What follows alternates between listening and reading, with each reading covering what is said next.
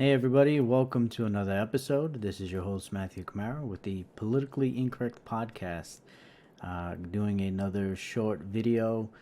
This time it's going to be much shorter than the last one. The last one I kind of went on a little bit of a rant, but today I got two different topics that I want to talk about on this segment, and hopefully we can get some feedback. And always feel free to like, subscribe to our pages, comment if you have something to add, and things of that nature. But anyway, there's first thing that I want to go over is obviously the what you're seeing on the screen right now is the Biden border crossing crisis. Now, for a while they were trying to downplay this, but it was quite obvious that a crisis was going to occur. Even before the elections was happening, we were seeing caravans, and there'd be momentum based on the rumors that Biden would steal the election. So they knew that they had a path coming forward. And it's just funny to see how this administration has reacted to that. Because it's very strange, especially during a time where we're under what's called a pandemic for the past year, where most people have been locked down. I don't understand why there isn't more outrage over this. We've been locked down for a past year, told to social distance. We couldn't be with our families, our friends. We couldn't go to church. We couldn't go out and have fun, restaurants, things of that nature. All these things have been closed down. A lot of the economy is still closed down or heavily restricted. Um, Funerals that people couldn't go to, visiting loved ones in the hospital that we weren't able to do. And here we are, we have this border crisis that the Biden administration continues to deny or downplay. Um, and then when they actually started to acknowledge it, they then decided that they were going to defer blame and actually tried to blame Trump for the current surge. But we all know. We saw the pictures of them all in their Biden Harris t-shirts as they were coming up in their caravans. And now we're seeing tons and tons of children who are by themselves being brought here by coyotes and drug cartels. In fact, this surge is so bad that even the left-wing Mexican president has pretty much said that Biden is a moron. But we know that. Um, I don't want to pick on Biden too much because we all know that he's not in control. In fact, there was a leaked video of Biden asking Nancy if he should take questions, and I guess the Fuhrer, I'll call her the Fuhrer because I guess she's in charge. I guess so. It's President Pelosi said that she didn't want the president, supposedly the president of the United States, she didn't want him to speak or take questions. Crazy stuff going on. We live in really stupid times, but great part of this segment. But getting back to the border crisis, we see that again, the media kind of deflecting. You are starting to get some people question it, but when you watch the the press conferences, it's night and day. You know, if if President Trump's press secretaries were to give the answers, I'll circle back to you.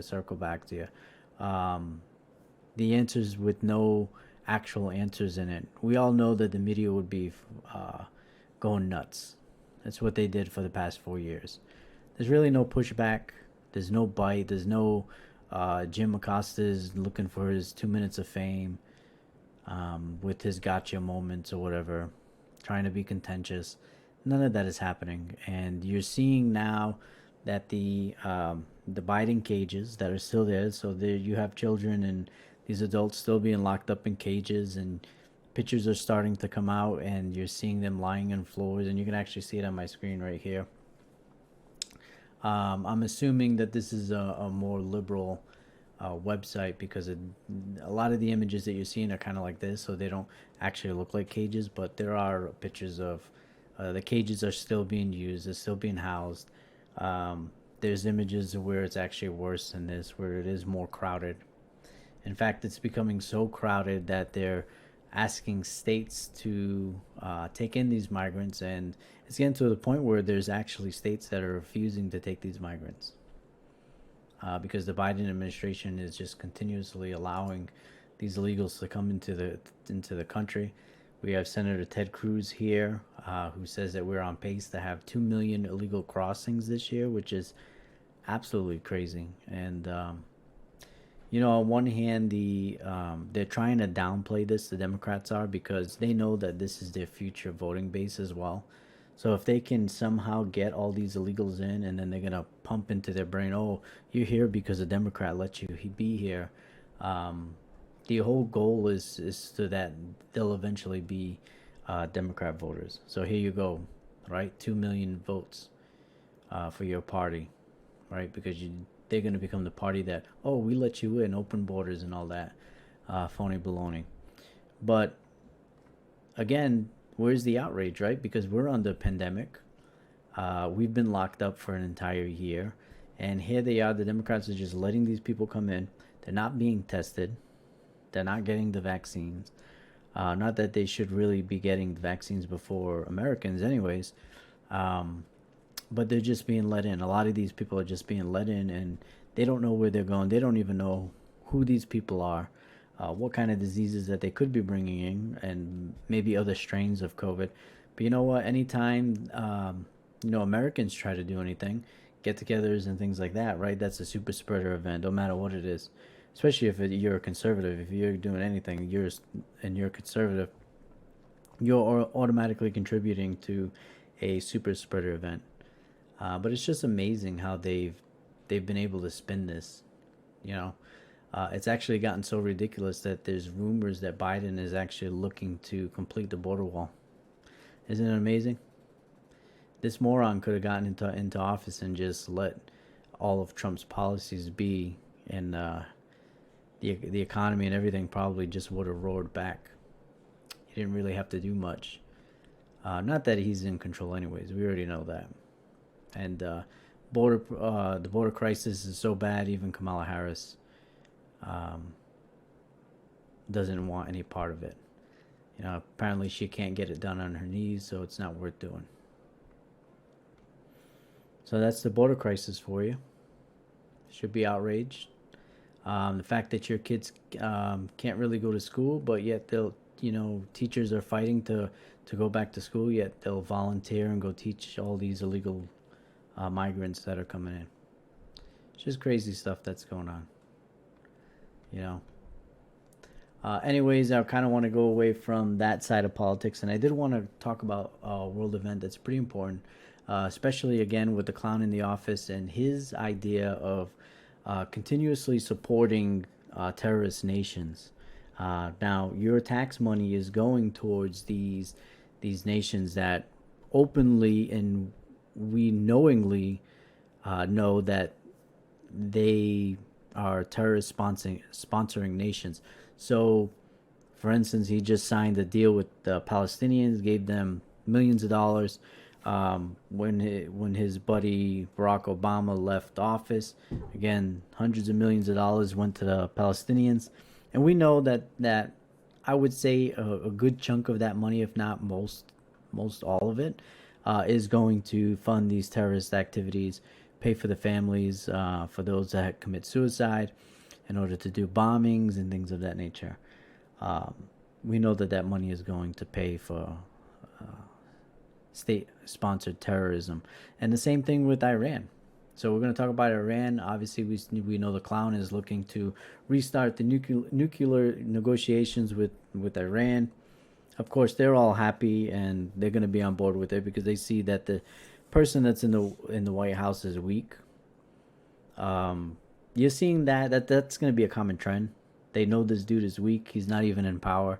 Russia is already talking smack. China's already talking smack. North Korea just launched missiles. They weren't doing that under Trump. But now they see again. It's like wolves going after the stray sheep that comes out or gets wounded and is away from the pack. They're seeing the weakness of the American nation, where they're seeing the weakness of our military as it's being neutered and stripped, and They're focusing on transgenderism instead of training our troops to be what they're supposed to be doing, training to fight and defend our nation. Uh, Instead, they're having to go through critical race theory and all this baloney. So the world sees us as a laughing stock. We went from the last 4 years of no nonsense, um, you're not gonna mess with us, to all of a sudden, now we got a doormat at the White House. There's not gonna be any pushback. China knows this. I feel bad for you, Hong Kong. You're probably not gonna be around much longer. Taiwan, probably not gonna be around much longer. I don't see Biden really sticking up for you. And then getting back to Iran again, previous president before Trump, obviously Barack Obama, was sending illegal pallets of cash to these terrorists as part of his nuclear deal, which did nothing. Iran was just touting that they're actually on the verge of getting nuclear weapons, or they have advanced quite quickly, and always leave it up to Israel, right? So the rumor is that Israel did some sort of sabotage at one of Iran's major nuclear facilities, and leave it up to them to again, kind of be the world's police, I guess you would say, or at least doing the right thing and preventing a terrorist nation from getting their hands on a nuclear weapon, because we all know that that's the purpose of why Iran is doing this, right? Iran is an oil-rich country.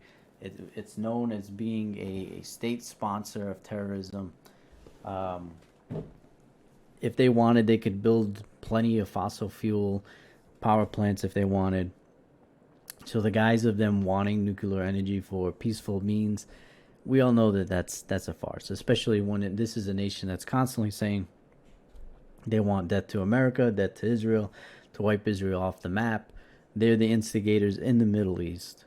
You notice that under the Trump administration, there really wasn't much going on, except they were getting the smackdown on them. You know, we were killing their terrorist generals and things like that. But again, we got a clown in the White House that's weak, and that stuff is over. Now it's gonna go back to you remember the days of Barack Obama apologizing to everybody for us being America. Those are those days are back.